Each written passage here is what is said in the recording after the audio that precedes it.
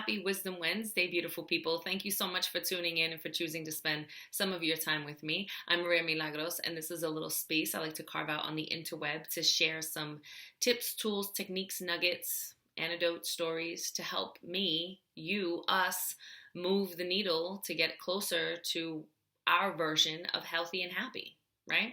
As a speaker and as a trainer, facilitator, workshop leader, I have all of these tools and techniques, and a lot of these things I don't just teach, I've actually implemented into my own life, and that's where I found success. When I teach these to the people that I work with, whether they're attendees at a talk or whether they're the clients I work with one-on-one, and they implement them into their lives, they're like, oh, this actually works. Yeah. So here's what I've been thinking about a lot lately, and something that I've realized is ever since babies are born, from the moment they're born, we try and get them to fit into what we think they should be or the mold that we want them to fit.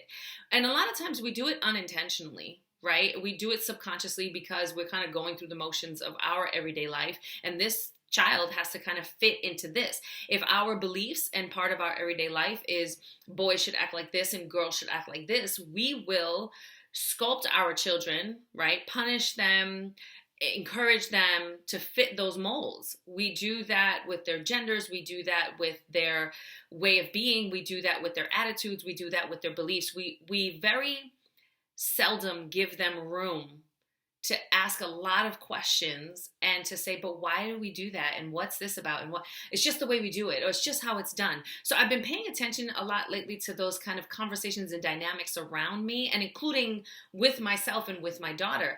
And I realized that when she was younger, I of course wanted her to not make the mistakes that I made. So I wanted to mold her accordingly. And I wanted to teach her all the things that I didn't learn. So I wanted to shove them down her throat.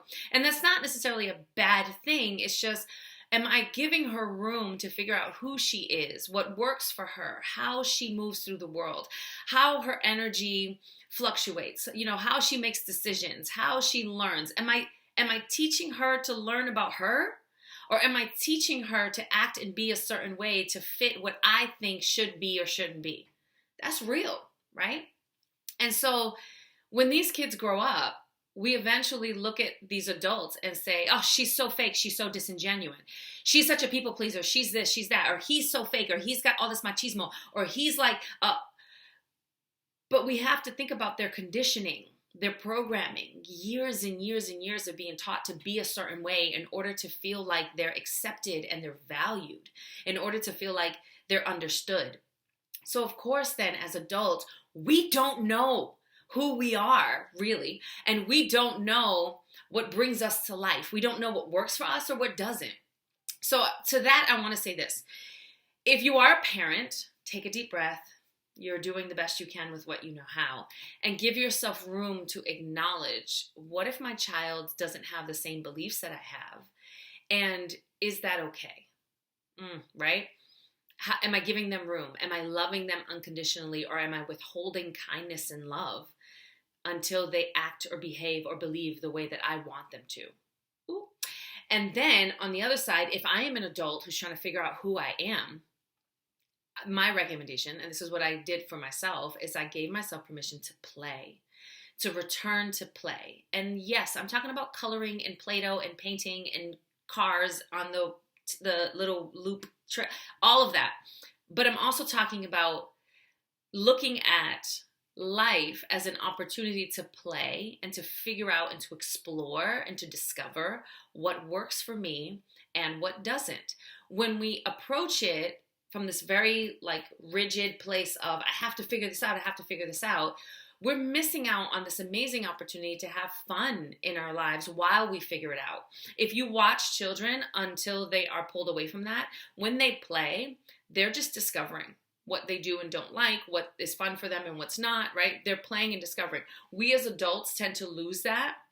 Well, we lose that in our adolescence, depending on our programming and whatever we're being taught and nurtured into at that time. But we tend to lose this capacity to play. And so when we move through life, we should be moving through it thinking, I'm going to play here and see what works for me and what doesn't. I'm going to play and we're just going to discover. When I talk to my own one-on-one coaching clients, I say to them, if we're working on sleep, right? We're just going to play. We're going to call it seek play. We're just going to play and see what works for you and what doesn't. And then the idea of calling it play feels like, okay, we're just playing. It's a little more ease. It doesn't feel like I have to do this right or else. Play is just play. I was talking to a friend yesterday, and she was saying how she did this thing one way, and then she did it another way. And then she realized, I prefer that way. Right? Now, everything around her and in the circles that she's in is saying, no, this is the way, this is the way. But she's like, no, I've realized I prefer it this way. This brings more ease into my life. This feels more comforting. This feels good. I'm going to do it this way. And the thing that I love about that is that she talked about it with such ease. And I said, oh, you just played. You just played and explored and discovered what worked for you, and then you're just going to ride that train until it doesn't work for you anymore. And then you play, and because the reality is we're always evolving, right? So what worked for us when we were 9 might not work at 19 or 29 and so on and so forth.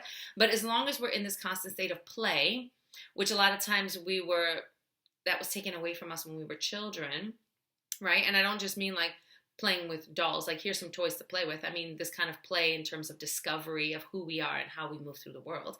We have the opportunity to give that back to ourselves. So then not only are we kind of healing parts of our younger selves, but we're also figuring out what works for us now, and then we can continue to do that. So for example, I wanted to play with the calendar, and I know time is a construct, and I damaged my frontal lobe when I was younger from an accident, so I have no real concept of time. So for me, it really is playing because, right? If I don't have clocks and alarms going off, I don't know, I get sucked into vortexes of spaces and then I don't realize the time, right? So I have to be really vigilant about that in order to play the game of time. So I spent all this time kind of playing with time, and I did the 5 o'clock wake up in the morning thing, and then I realized by like 9:30 I was kaput. And I need my 8 hours, so then I had to be in bed by 9. And that's right after my daughter goes to bed. And first thing in the morning, I'm dragging. I'm not as like vibrant as I am at 9 o'clock at night, when I wake up at like 7 or 8 and my daughter's in bed and I have all these juices flowing and I can get all this stuff done. I tried to wake up at 5 and I could work out and do my meditation. All that was great. But when I sat down to create or to write, I got nothing. I just kept like typing nonsense, right? When I did that for a whole month too. I really rode that schedule for a month because we also have to recognize that when we're playing, we have to give it time. Sometimes making those adjustments in our lives, they won't happen overnight. So we have to give it time. So I played in it and I was like, I'm just playing. At the end of that month, I was like, oh my God, thank God that's over, because that is not my jam. I prefer to wake up at 7 and then I go to bed at like 11. That way, after my daughter goes to bed, I have all these creative juices flowing from the day, the stories, the collections, and I can just like, blah, blah, blah, I can write, I can create, I get things done. I'm more energetic and more alive into the night hours. And not everybody is designed that way, and not everybody should be. There are options for a reason. Not one thing fits all people. Thank God, because we would be a really, really boring tribe of humans, right? So we give ourselves the opportunity to play. We give ourselves the opportunity to explore. We decide what works for us, and then we just ride that. Ride that. Don't feel like, or rather, I can't say don't feel that way, but when you recognize that you feel some kind of way because you're not fitting the mold, or you're not fitting this one structure or this one structure, just take a deep breath and remember, I'm a whole person. And I approach the world in my life differently. And in my time of discovering who I am, I'm also going to discern what works for me and what doesn't. And by giving myself that, I'm letting myself be my best version of me in this moment, right? I'm going to be the best version of me in this moment. And then as I continue to evolve, I'm going to continue to assess. I'm going to continue to play. I'm going to continue to explore. I'm going to continue to discover. I'm going to continue to discern, to make decisions accordingly, and to move and play in that way. And people who do this consistently, regularly, they're happier. They're healthier. They're not judgmental about everybody else and their drama in their life, right? Pay attention to people who do this, and you'll see there's an ease about them that just makes life feel like, okay, it's going to be okay. People who don't do this and feel like everybody should fit a very specific construct or act this way or be this way or believe this way, they have this pent-up energy. They're a little bit aggressive. I used to be that person. They're always judging other people. And if you're spending a lot of time in judgment, Let's be real. You don't have a lot of time for happiness when you're judging other people. There's a lot less ease and flow in their lives. No, thank you. I lived there, did that, got a t-shirt, gave it back. No thanks. I want to be in this space of really, truly unconditional love. I want to move in ease. I want to move in this space of flow, of happiness, of health, mental, emotional, spiritual, physical, and otherwise. And in order for me to do that, I have to discover who I am, what brings me to those levels of health and happiness, and then honor that accordingly, right? Which would then give me room to let everybody else do their thing. Just because it works for me doesn't mean it works for them, and vice versa. So, yeah, that's a lot crammed into 10 minutes. Play, explore, discover, discern, decide. Who are you going to be? And then give your kids room to do the same. That's all I have. If you want me to speak at any events that you have coming up, you can jump on over to my website, www.mariamilagros.net. You can check over there too if you're looking for one-on-one coaching. I only have a few spots left for coaching.